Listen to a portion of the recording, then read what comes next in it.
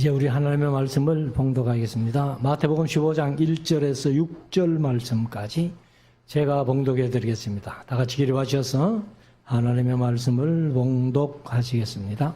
그때에 바리새인과 서기관들이 예루살렘으로부터 예수께 나와 가로되 당신의 제자들이 어찌하여 장로들의 유전을 범하나이까? 떡 먹을 때에 손을 씻지 아니하나이다. 대답하여 가라사대 너희는 어찌하여 너희 유전으로 하나님의 계명을 범하느뇨? 하나님이 이루셨되 내 부모를 공경하라 하시고 또 아비나 어미를 회방하는 자는 반드시 죽으리라 하셨거늘 너희는 가로되 누구든지 아비에게나 어미에게 말하기를 내가 드려 유익하게 할 것이 하나님께 드림이 되었다고 하기만 하면 그 부모를 공경할 것이 없다 하여 너희 유전으로 하나님의 말씀을 폐하는도다. 아멘. 착석하시고 이제 우리 하나님의 말씀을 묵상하는 시간인데요. 오전 시간에 어버이 주일이라서 절기 설교를 한다고 했고 어제 제가 우리 같이 에스라 성경 강좌를 하는 전옥남 집사님이라고 엘림 섬김 공동체하고 하나 설립 예배를 드렸어요. 그래서 섬김 공동체라고 하지만은 거기 모여서 이제 이 성경 공부하고 이렇게 하다 보면은 결국은 교회가 안 되겠나 이제 그런 생각을 가지고 있는데 그 설교 부탁받고 참 부담이 되더라고요. 그래서 대하 설교하면 제일 편해요. 제가 대하 설교하면 제일 편하고 한 번 설교해 달라니까 그걸 어떻게 본문을 잡아서 어떤 설교를 해야 되나 이렇게 고민을 많이 했는데 오전에 이제 어버이 주일 설교하고 오후 시간에 대하 설교를 하게 되니까 참 마음이 편합니다. 그래서 오늘 마태복음 15장 1절부터 39절까지 있는 말씀인데요. 우리가 한 절씩 한번 읽으면서 본문 속에서 하나님 우리에게 말씀하시고자 하는 귀한 말씀을 교훈받고 우리가 말씀대로 순종하며 살아가야 되겠다 하는 마음의 다짐을 가지는 이 한 시간 될 수 있기를 원합니다. 여기 이제 마태복음 15장에서는 우리가 많이 들어오던 얘기니까 그렇게 어렵지 않는 이야기가 한 3가지 정도 이렇게 단어를 갈라서 나오고 있습니다. 그래서 유대인들이 사실은 그 중간사라고 해야 될까요? 그 한 300년 어간에 유대교라는 그러한 종교가 생겨나기 시작을 했습니다. 그래서 이스라엘 백성들이 우리 기독교하고는 전혀 다른 그러니까 이제 구약만 믿고 신약은 안 믿는 유대교가 중간사 시대에 이제 자리 잡게 되었고 아마도 그 뿌리는 에스라 때부터 시작이 안 됐겠나 이렇게 봅니다만은 이제 에스라가 이 느헤미야서 8장에서 율법을 낭독해주고 그냥 모든 백성들이 모여서 그 율법을 듣고 레위인들이 이 하나님의 말씀 특별히 레위기라는 율법을 이렇게 가르치고 설명해 주니까 백성들이 그 가르침과 설명해 주는 얘기를 듣고 말씀을 차차 알아갔다는 거예요. 알아가니까 그 사람들이 얼마나 좋아하고 즐거워했는지. 그래서 이제 제가 강좌할 때에 이거 느헤미야서 8장이 오늘날로 말하면 부흥회 조금 전만 해도 우리가 성회라고 했잖아요. 그래서 부흥회의 그 기준이 되는 그것이 바로 느헤미야서 8장의 집회라고 우리가 한번 생각해 볼 수가 있는데, 유대교에서 이제 여러 가지 이 전통들이 많이 생겨났어요. 그래서 여기 이제 우리가 보는 성경, 개역 성경은 유전이라고 했고, 개역 개정은 이제 전통이라고 이렇게 번역을 했는데, 이것들이 이제 많이 생겨나가지고 이 율법을 설명하는데 너무 어렵게 복잡하게 계속 해석 이렇게 하다 보니까 율법을 해석한 책이 뭐 한 추럭이 될 정도로 그렇게 많은 이제 책들이 나오게 된 거죠. 그래서 뭐 우리가 그 중에서 이제 가장 우리가 좀 이해하고 있는 책이 뭐냐 하면은 탈무드라는 책이에요. 탈무드뿐만 아니라 뭐 미드라시, 미시나, 게마라, 토세파, 뭐 알라카, 하카다, 뭐 브라이드하고 이 이제 율법을 설명한 책이 얼마나 많은지. 그래서 율법 성경 본문은 온데간데 없고 유대교에서는 자기 유전, 전통을 지키는 그것이 믿음이고 신앙생활인 줄 알았다. 그 말이지요. 그래서 우리들도 오늘날 이 하나님의 말씀을 잘못 이렇게 좀 가르치고 전하면은 그렇게 쉽다는 거예요. 그래서 제가 이제 이렇게 목회를 하면서 성경에 어긋나는 것은 할 수 없죠. 그렇지만은 성경에 어긋나지 않는 한에서는 우리가 성경대로 뭐든지 고쳐가려고 애를 쓰는. 그래서 우리 개신교를 개혁주의라 그렇게 해요. 개혁주의. 그러니까 개혁주의는 끊임없이 고쳐간다는 거예요. 잘못된 것을. 그런데 고쳐가다 보니까 영 잘못 고쳐가지고 또 성경에 어긋나는 그런 일들도 있더라는 겁니다. 그래서 우리는 성경에 어긋나지 않는 한에서 성경이 얘기하면은 지금 다른 교회가 뭐 어떻게 하든지 다른 성도들은 어떻게 하든지 간에 우리가 한번 성경대로 고쳐보자. 그래서 우리 말씀사랑교회에서 대표적인 게 헌금이에요.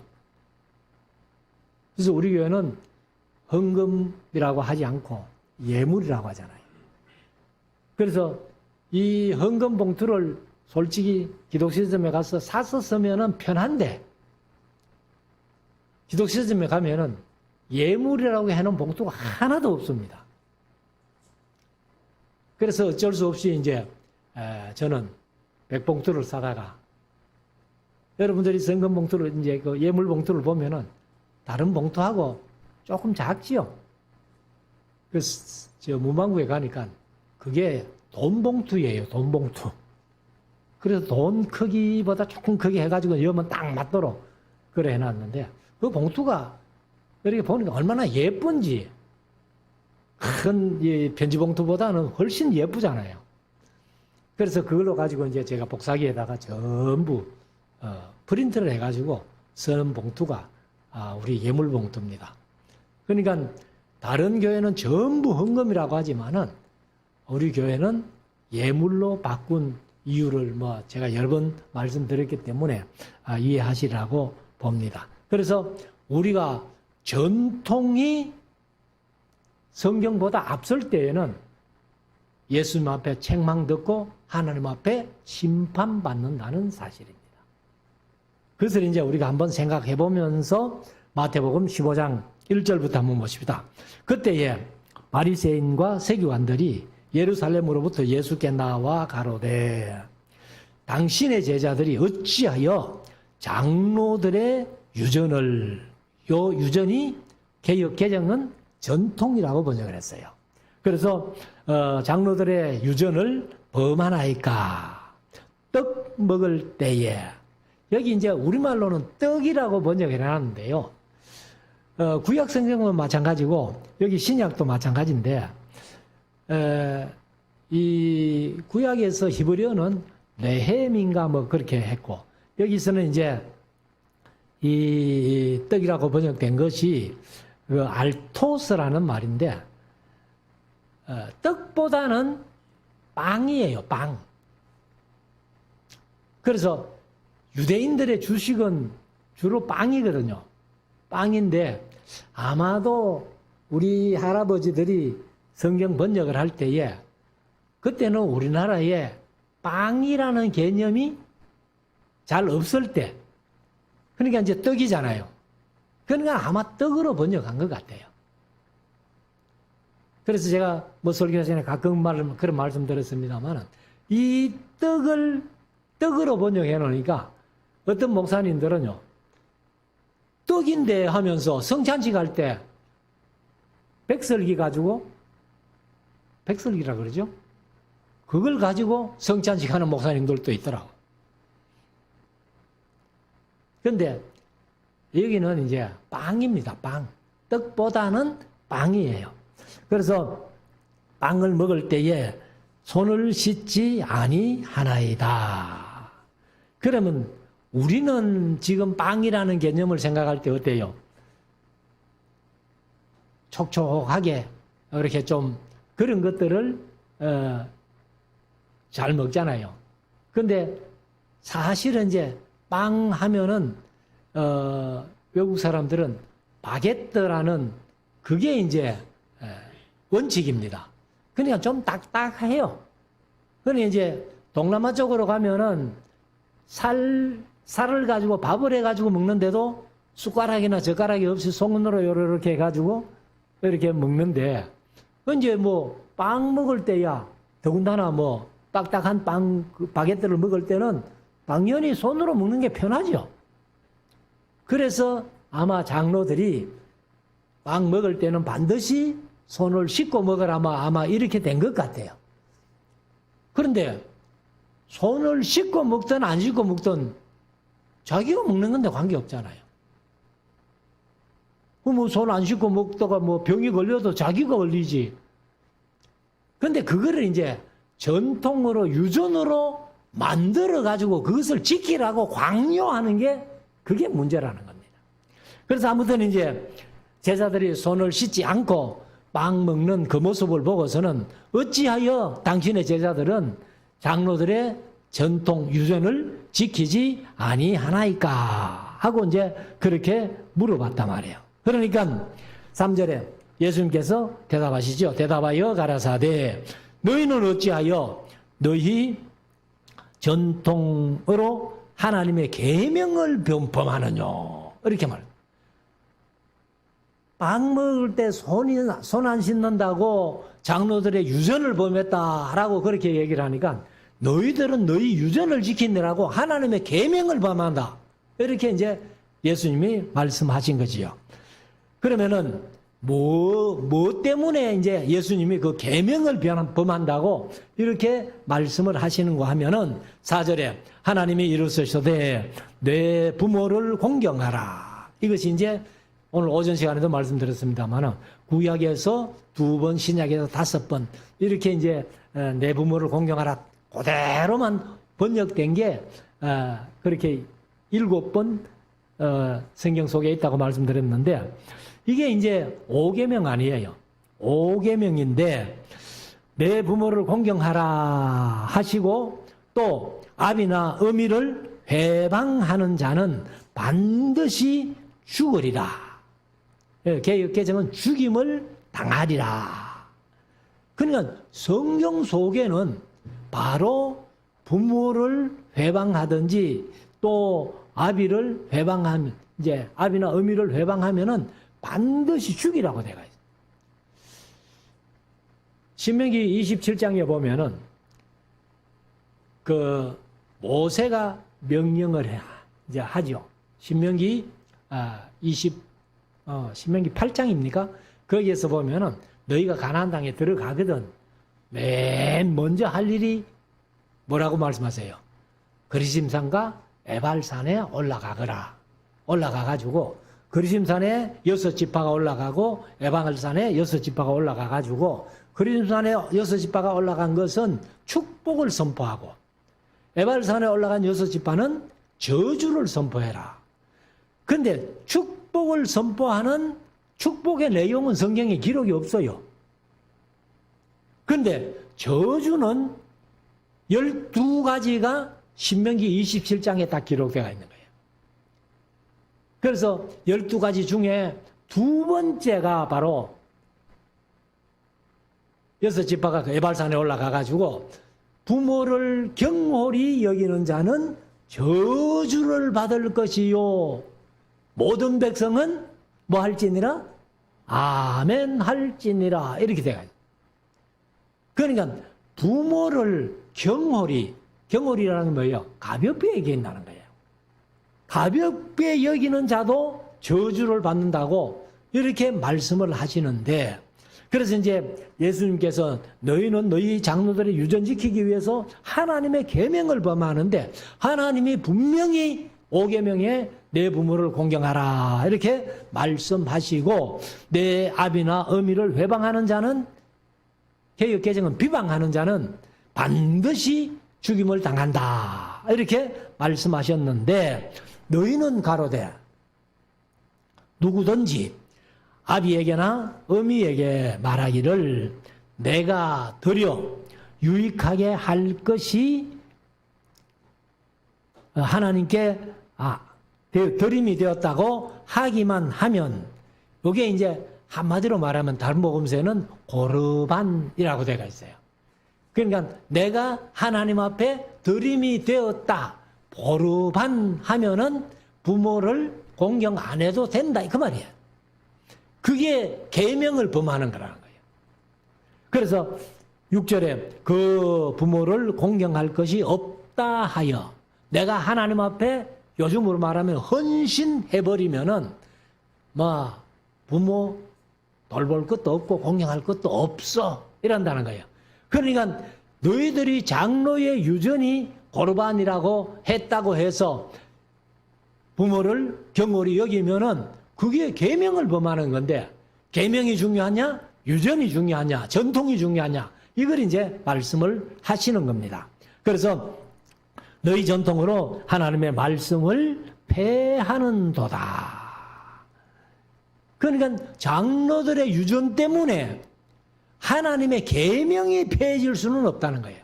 하나님의 말씀이, 하나님의 율법이 폐해질 수는 없다는 겁니다.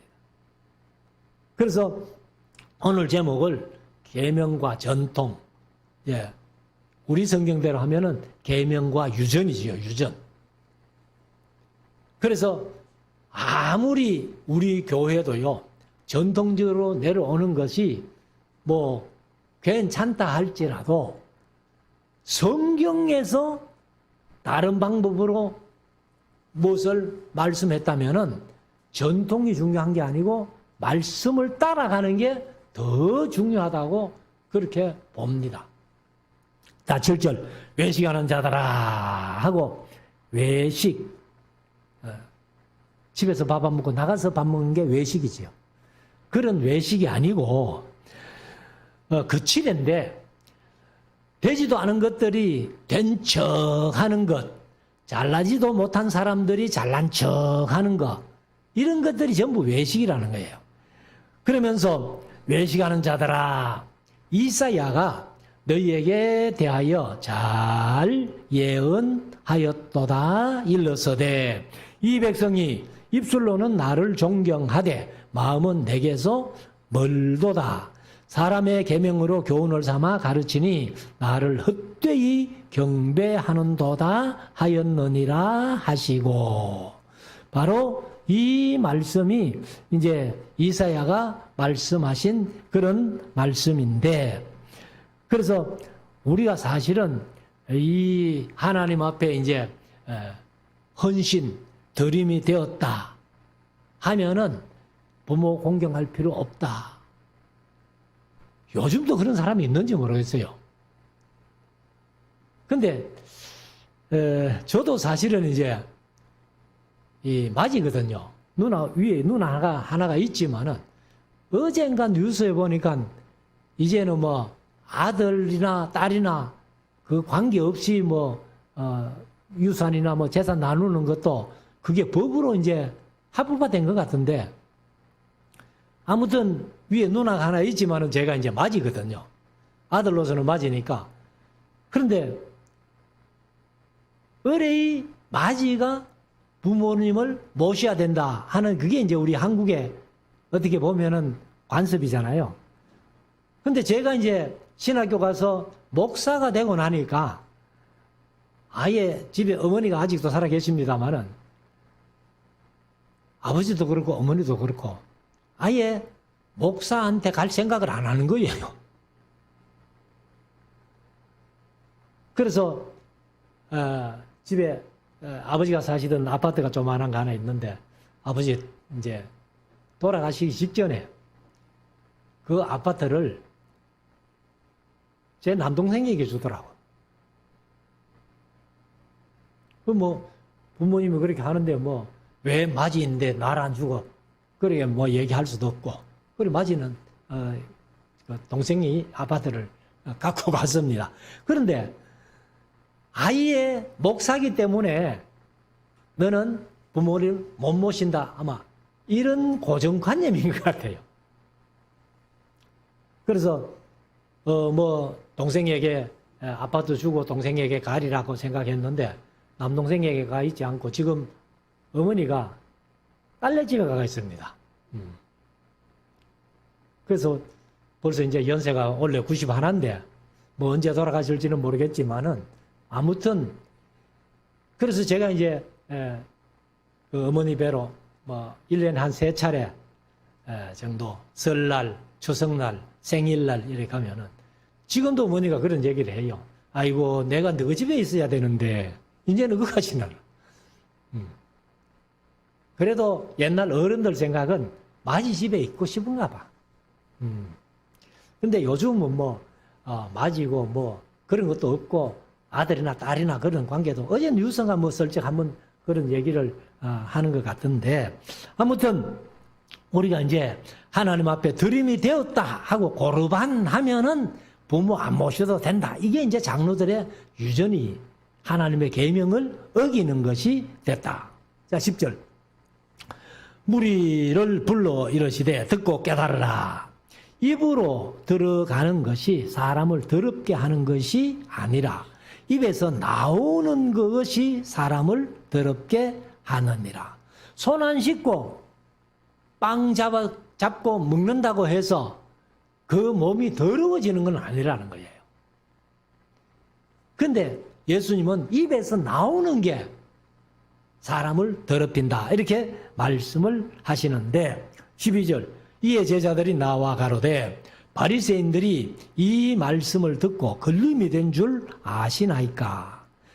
예수님 그런 말 하시면은 바리새인들이 예수님 그렇잖아도 뭐 없애려고 죽이려고 하는데 더 걸림이 될 겁니다 하고 제자들이 그렇게 얘기를 했습니다. 하니까 13절. 예수께서 대답하여 가라사대 심은 건마다 내 천부께서 심으시지 않은 것은 뽑힐 것이니.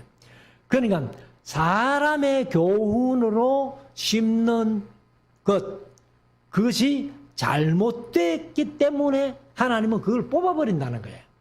그러니까 장로들의 유전이나 뭐 바리새인들의 전통이나 할 것 없이 하나님의 말씀에 어긋나는 것들은 전부 하나님이 뽑아버릴 거야.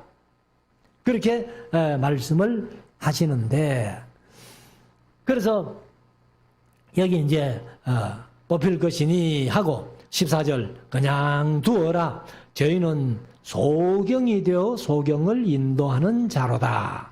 만일 소경이 소경을 인도하면 둘 다 구덩이에 빠지리라 하신대. 그러면 사실 이제 이 예수님이 하신 말씀, 이것들은 뭐 유대인들에게는 뭐 속담처럼 이렇게 얘기할 때마다 자주 쓰는 그런 말이라는 거예요. 시각장애자가 시각장애인을 인도해 가면은 둘 다 구덩이가 없으면 다행이지만 있으면 둘 다 빠진다는 거예요. 그래서 15절에 베드로가 대답하여 가로되 이 비유를 우리에게 설명하여 주옵소서 하고 베드로가 또 설명을 하라고 하니까 예수님께서 설명을 하십니다. 16절 예수께서 가라사대 너희도 아직까지 깨달음이 없느냐.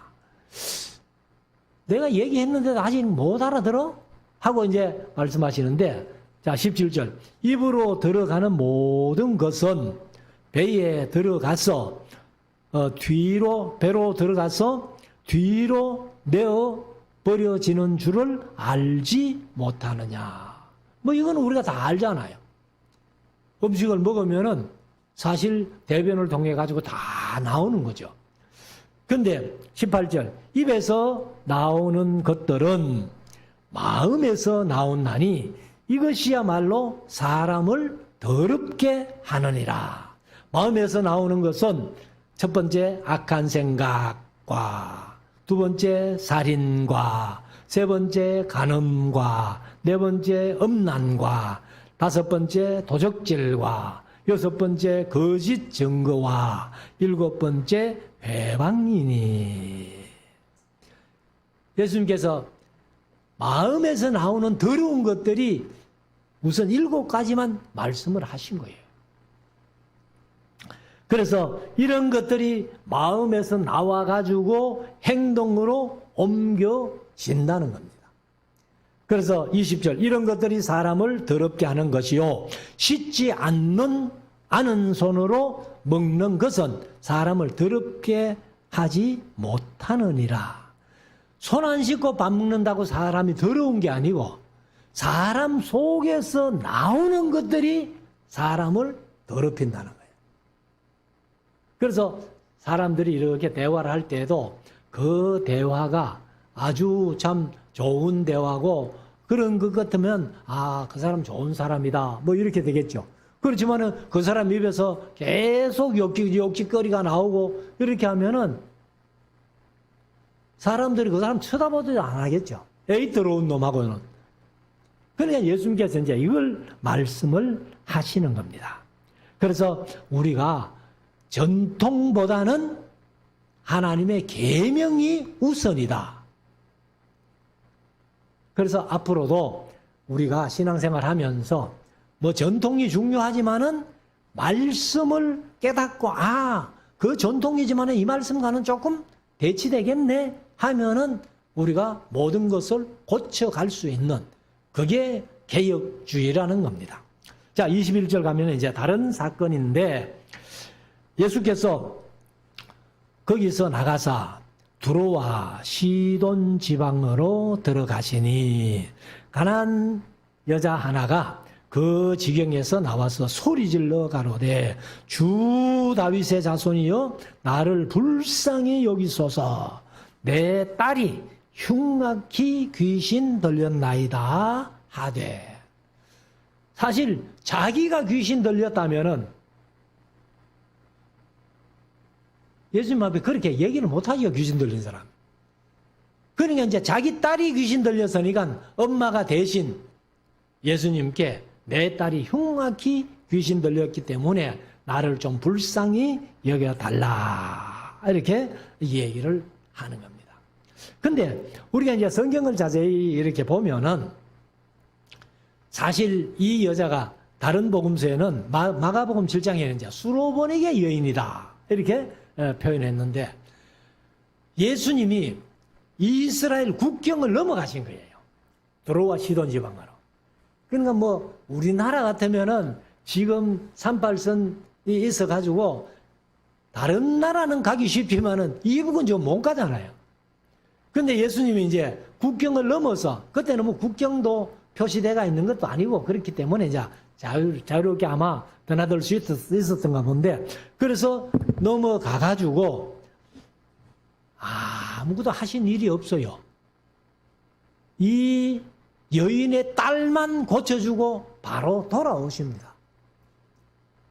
그러면 예수님께서 아마 이 여인의 믿음을 이스라엘 땅에서도 보신 것 같거든요. 아신 것 같거든요. 그러니까 그 국경을 넘어 가셔가지고는 그 딸만 고쳐주고 다른 사회가 아무것도 안 하고 바로 돌아오시는 거예요. 그래서 이 딸이 이제 예수님께 나를 불쌍히 여기소서, 내 딸이 흉악히 귀신 들렸나이다 하니까 23절, 예수는 한 말씀도 대답지 아니하시니. 요게 이제 첫 번째 시험입니다. 예수님이 말씀 안 하신 게 그 여자로 하여금 한번 테스트 해보는 거예요. 아무 말도 안 하면은 저 여자가 어떻게 처신할까? 이렇게 이제 한번 했는데, 그러니까 이제 제자들이 와서 청하여 말하되 그 여자가 우리 뒤에서 소리를 지르오니 보내소서. 개역개정은 글을 하고 한마디 더 넣었는데, 이제 글을 보내서 그 여자를 뒤에서 소리 지르니까 시끄러워 죽겠습니다. 보내시지요. 이렇게 이제 얘기를 합니다. 그러니까 24절, 예수께서 대답하여 가라사대 나는 이스라엘 집에 잃어버린 양 외에는 다른 데로 보내심을 받지 아니하였노라 하신대. 요게 두 번째 시험이에요. 아무 말씀도 안 하시다가 겨우 대답하신다는 게, 너는 두로 시돈 사람, 주로 보내게 사람이잖아. 나는 이스라엘 집에 잃어버린 양 외에는 보내심 안 받았다. 그러니까 내가 너를 안 고쳐줄 거야. 예수님께서 그렇게 안 고쳐준다는 말씀은 안 하지만은 너는 내가 보내신 목적에 해당되는 사람이 아니야. 이렇게 아마 받아들일 수 있는데, 그러면 여자가 실망하겠죠. 그게 이제 두 번째 시험인데, 자, 25절, 여자가 와서 예수께 절하며 가로되. 그 이제 두 번째 시험을 이제 통과하는 과정인데, 주여, 저를 도우소서. 그래, 이제, 나를 불쌍히 여겨달라고 하다가, 이제는 나를 도우소서 하고 여자가 얘기를 합니다. 무슨 얘기를 하느냐? 26절, 대답하여 가라사대, 자녀의 떡을 취하여 개들에게 던짐이 마땅치 아니하니라. 이건 이제 예수님이 그 여자의 나를 도와달라는 음성을 듣고서는 예수님이, 요게 이제 세 번째 시험이에요. 나는 이스라엘 집에 잃어버린 양 외에는 보내심을 받지 아니했다. 그 말씀하셔놓고, 그 다음에 여자를 완전히 괴 취급하는 거예요. 자녀의 떡을 취하여 개들에게 던짐이 마땅치 아니하다 하고, 이렇게 예수님께서 말씀을 하십니다. 이렇게 이제 시험을 예수님께서 4번씩이나 이렇게 여자를 시험을 하시는데, 27절, 여자가 가로되 주여 올소이다마는, 예수님 하신 말씀이 맞지요. 그런데 개들도 제 주인의 상에서 떨어지는 부스러기를 먹나이다. 내가 개 같은 사람이지만은 개들도 주인의 상에서 떨어지는 부스러기를 먹는데, 내가 개 취급받아 좋으니까 예수님 상에서 떨어지는 부스러기라도 좀 먹었으면 좋겠습니다 하고 이 여자가 대답을 했습니다.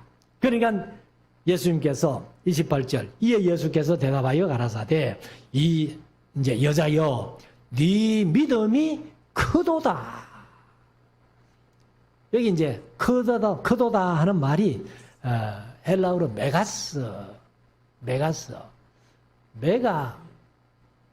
10의 육성이죠. 10의 육성인데 요즘은 우리가 컴퓨터 하면서 메가를 뛰어넘어가지고 기가까지 나왔거든요. 그 다음에 기가 닿으면은 테라? 여튼, 이거 동그라미가 몇 개 붙는지 상상도 안 될 만큼. 근데 이때만 해도 아마 큰 것이 메가톤급 하면은 제일 큰 것이었는가 봐요. 근데 지금은 기가 테라까지 나오니까, 이제 메가는 게임도 안 되죠, 사실은. 아무튼, 그때는 네 믿음이 크도다 할 때 메갈레 하고 이제 참 메가톤급으로 네 믿음이 크구나 이렇게 칭찬을 하신 겁니다. 그러면서 네 소원대로 되리라 하시니 그 시로부터 예수님이 네 소원대로 되리라 하고 말씀이 끝나자마자 딸의 귀신이 나가버린 거예요. 고침을 받았다는 겁니다.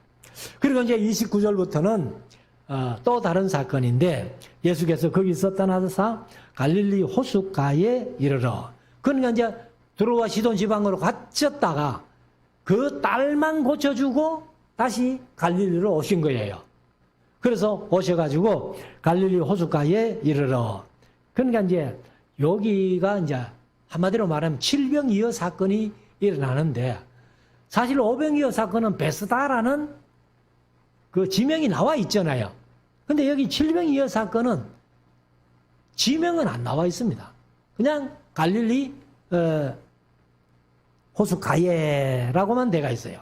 그래서 이르러 산에 올라가 거기 앉으시니 큰 무리가 절뚝발이와, 개역개정은 더 쉽게 이제 다리 저는 사람과 불구자와, 그거는 이제 개역개정은 장애인과 이렇게 했고, 그 다음에 소경과, 개역개정은 맹인과 벙어리, 말 못하는 사람이라고 개역개정은 번역했습니다.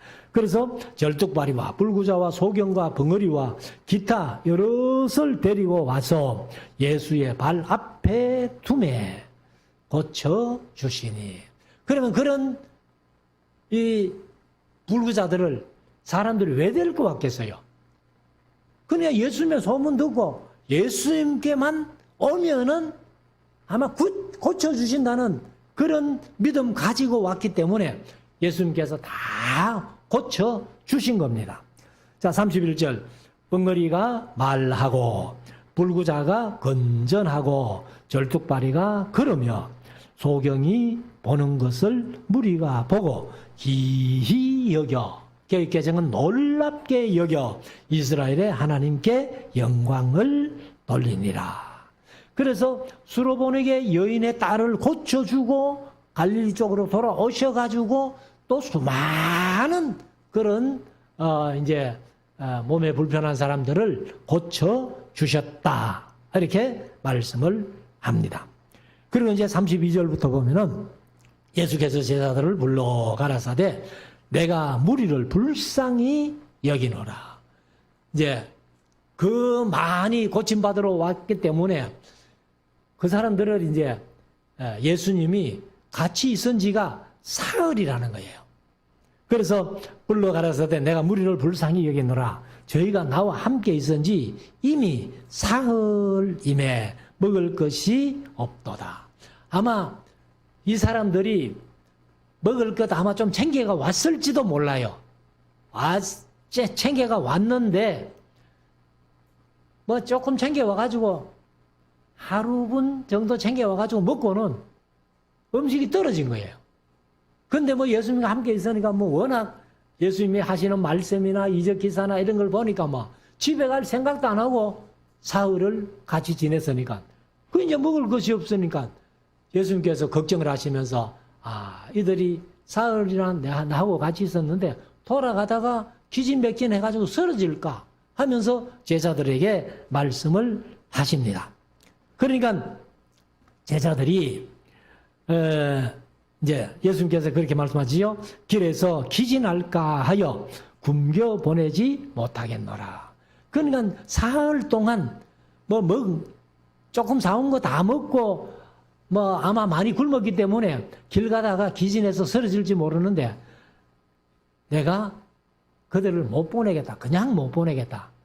먹여서 보내야 되겠다. 이렇게 이제 예수님이 말씀하신 거예요. 그러니까 33절 제자들이 가로되 광야에 있어 우리가 어디서 이런 무리에 배부를 만큼의 떡을 얻으리이까. 여기는 뭐 상점도 없고 광야인데 돈이 있다 손치더라도 사서 배부를 만큼 먹이지 못합니다 하고 이제 제자들이 얘기를 했습니다. 그러니까 34절 예수께서 가라사대 너희에게 떡이 몇 개나 있느냐. 가로되 7개.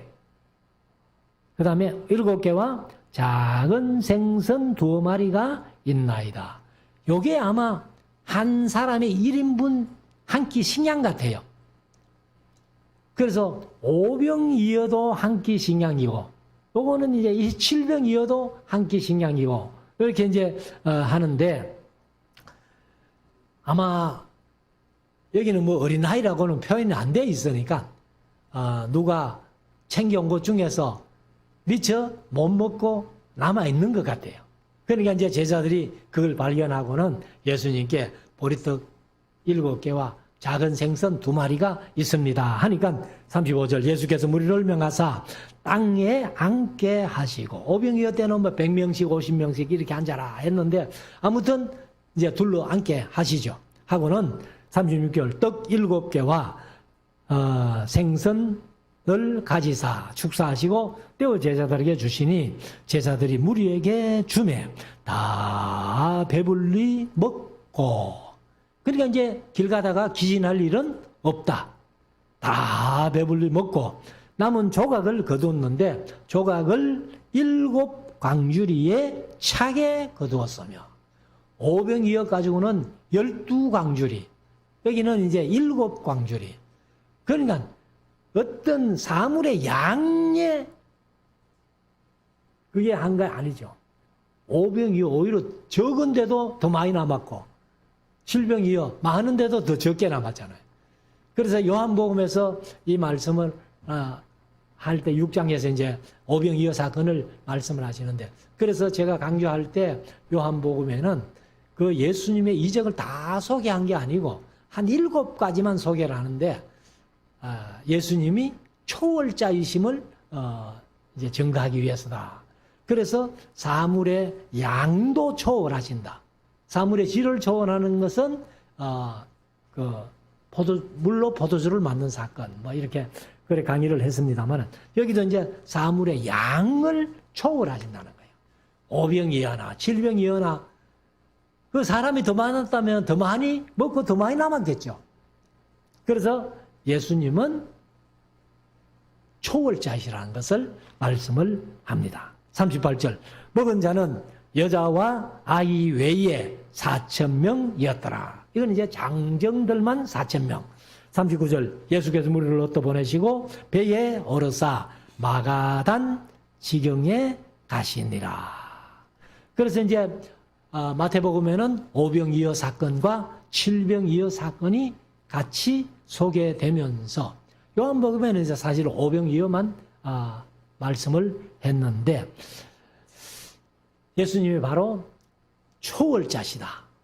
또 예수님이 곧 하나님이시다. 전능하시다 하는 것을 이제 여기에서 말씀을 하고 있습니다. 그래서 우리가 이제 예수님께서 행하시는 일들이나 말씀하시는 내용들이 처음에 계명과 유전, 계명과 전통.